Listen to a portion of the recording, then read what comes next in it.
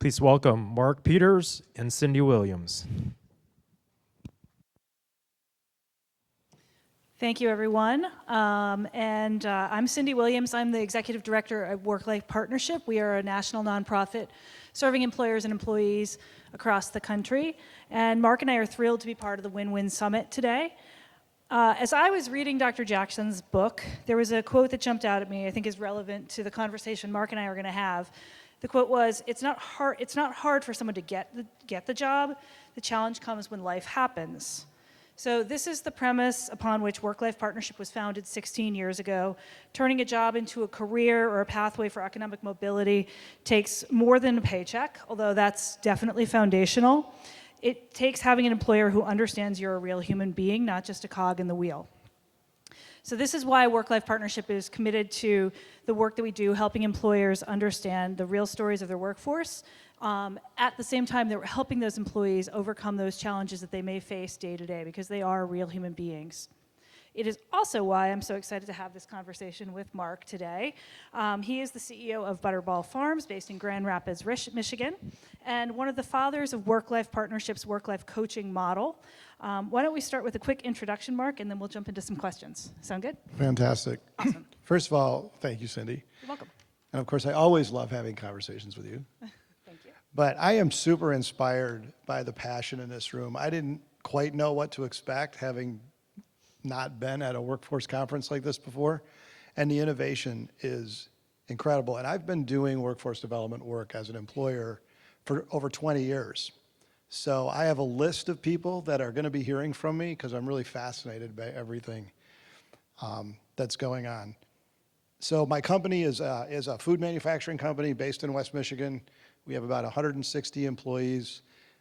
We distribute our product across the United States.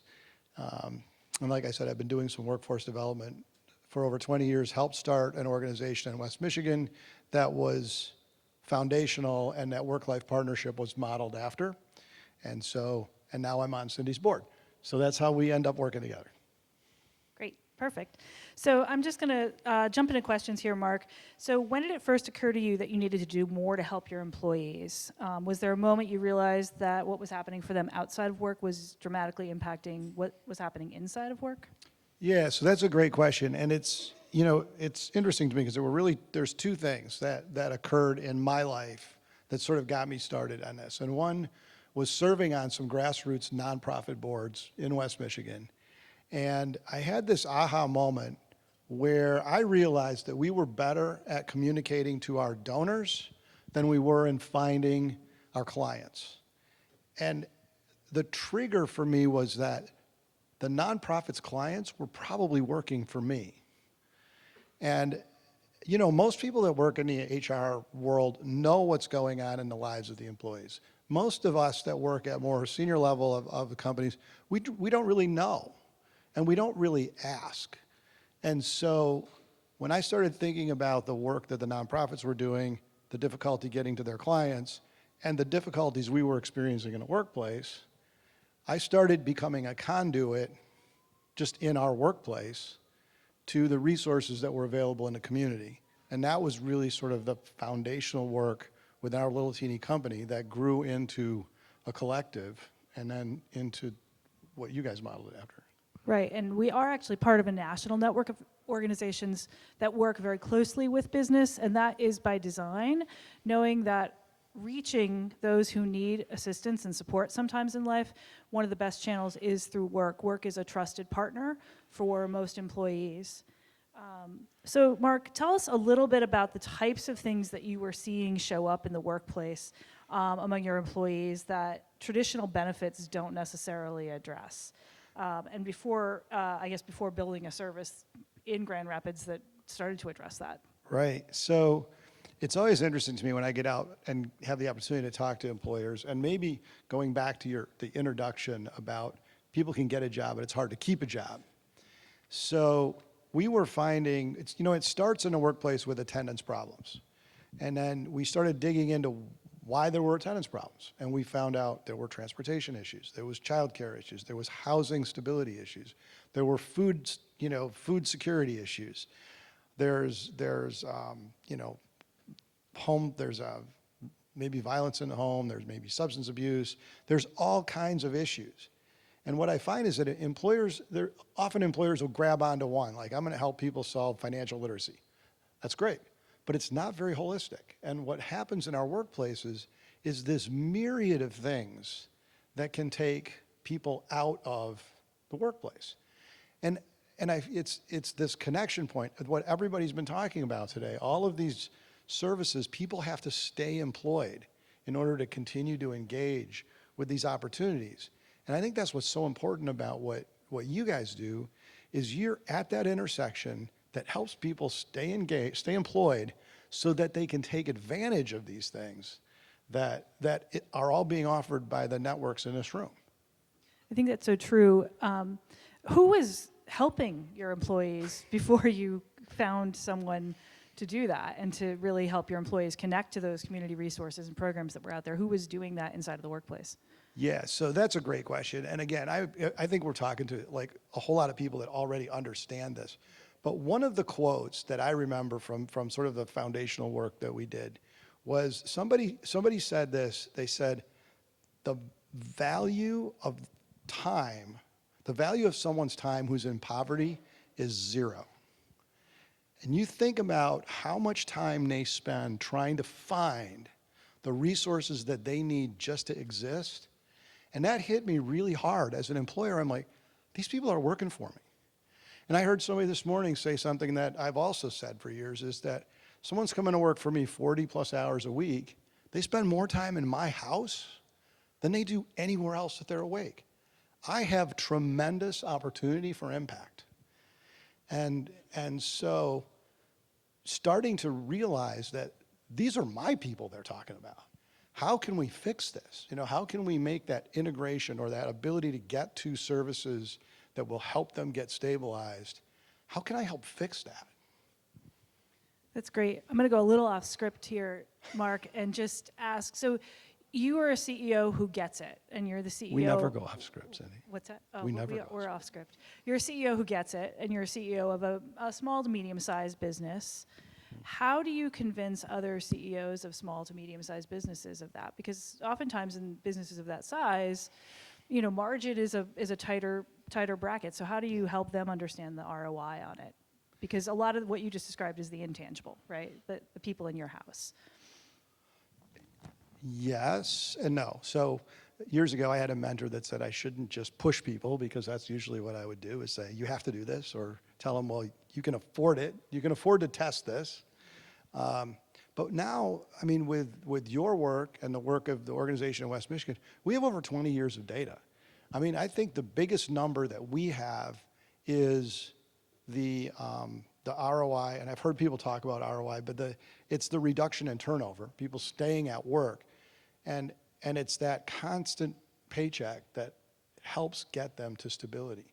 And you know, another thing that I'm fascinated, because I've heard people talk about it, and I'm gonna, like I said, call some people, but you know, we struggle with the cliff effect in this country. And it's like, how do you move people from an entry-level kind of job into a job that's gonna get them to $26 to $28 an hour? The networks that are in this room, we can fix this problem, and we can keep people employed doing it. Yeah, absolutely. And there's high retention figures when people get the support that they need. And again, that's a springboard for taking advantage of other types of skills development, career navigation programs that exist inside of businesses. I don't think I answered your question. So That's okay. I think one of the things is now, I mean, talking to other employers, the problem around turnover, especially in entry-level positions, is very high. It's a pain point that it's easier to get people's attention around it than it used to be. And there aren't a lot of great solutions. And so when you start to offer something that we have proven track records of working, they're a lot more interested in listening now than I think they were 10 years ago. Yeah, I think that's really true. So why embed sort of an external resource or program into your benefits to address those managers than, say, hiring someone internally to do that? There are many models where you bring someone inside, they do on-site case management. Why use an external resource? That's, you know, it's also a great question. And if I went back in my history to the person who inspired me to start doing this work, they did it internally in their company. And I think they did an amazing job of doing that. And I can throw his name out, Fred Keller with Cascade Engineering, if anybody wants to look him up. But what I've learned over the years is, and I've heard people talk about it, is it's the trust factor is a big piece of it. But having an outside organization that the employees can build a trusted and knowledgeable relationship with is critically important for getting people into, to that point of stabilization. And as employers, we're not the expert. This is not our expertise. So the other thing that I've said to other employers is it's like hiring your CPA or your attorney or a great consultant. You want to hire the expert to do this work and do it well. And again, that's what you guys do. You come in, you provide that trusted, knowledgeable relationship for those people on an individualized basis, so that they can move to being successful and stable.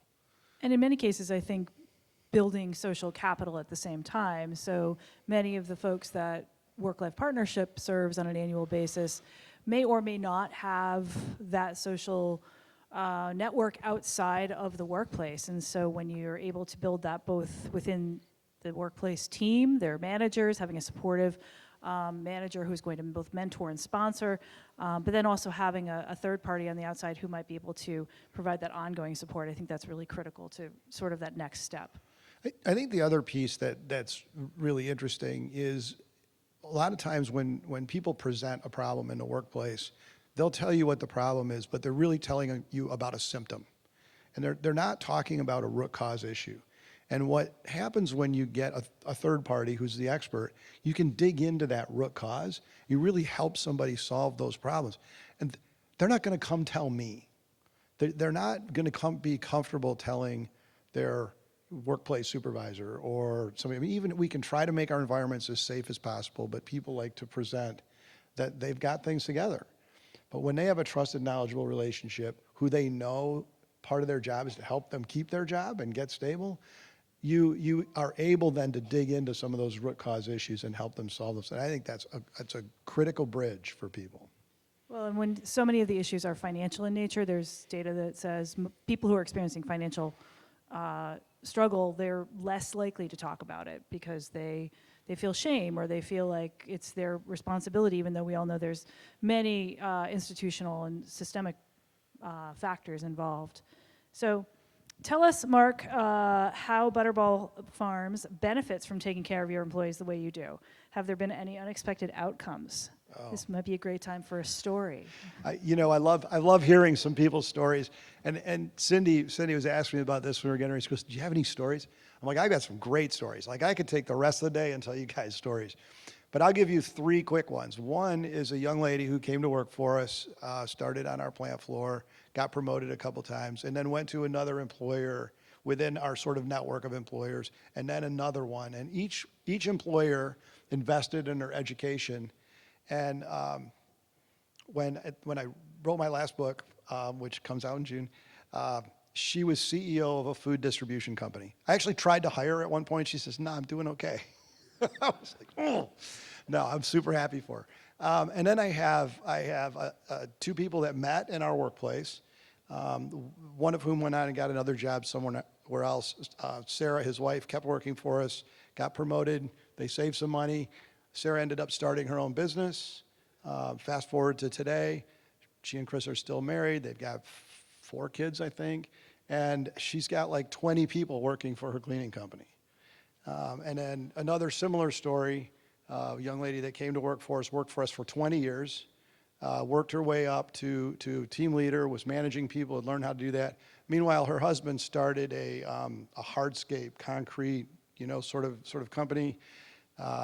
And she just left us last year to go help him run his company, and they have like 60 employees. And they're doing this is a community-based business that grew out of, the fact that she had support, stable benefits, was able to learn a lot of some of the HR stuff she's going to take with her into her family firm now. And the fact that we have that ability and opportunity as employers, and we need to embrace bringing that kind of human capital investment back into our communities and the way we look at how we structure our workforces. Yeah, I think it hits on two of the pillars. I think Jamae asked me, which pillar? And I said, I think it's two of them, actually. And I think it's really understanding the humans that work inside your workforce and then rethinking the benefits that you're offering. And those chapters really resonated with me because I thought, if I think we really understand our employees, we really ask them what matters, we find it looks quite different than what your permission to play benefits look like for most companies. So I think I have one last question before we do our ask and our give. Okay, Yeah. we might be ahead of time if we're. Woohoo, we might make up a little of the time. So how does employer support programs like the resource navigation or work-life coach, how does that help people have lives that work? Well, I think it solves problems for them. I mean, if you go back to what you said originally, or asked about who is it that's helping people solve these problems, these are complex problems. Like if you're trying to find, daycare help for your kids, or you're trying to find transportation, or you're trying to figure out how to collect your, Medicare benefits, so and you don't know how to do that. If you have that trusted, knowledgeable relationship, the resource navigator, who can help you find those resources, plug you into them quickly,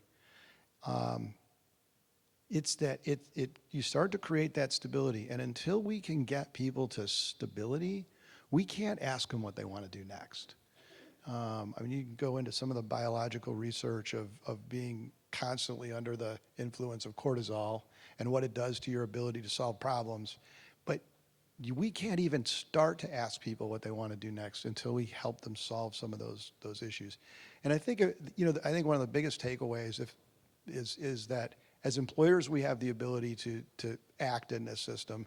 And with a partner like WorkLife Partnership, there's already an expert in the market that can help us get there quickly. Thank you. Well, like everyone, we have our ask and our give to share. And so, Mark, do you want to make the ask? Yeah, I want to make the ask. And this is going to be a little bit of an echo of an ask from this morning. But I would really ask those of you who are employers to spend about 20 minutes after this conference digging into not just the statistical layers of the people that work for you, but some of the stories of the people that work for you. And I will promise you that if you do that and you start to really learn about the lives of the people that show up to help you drive your enterprise every day, you're going to change your intentionality about what you do in your workplace to impact those people. But if you haven't done that kind of work, I would highly, highly recommend that you spend 20 minutes doing that after this conference.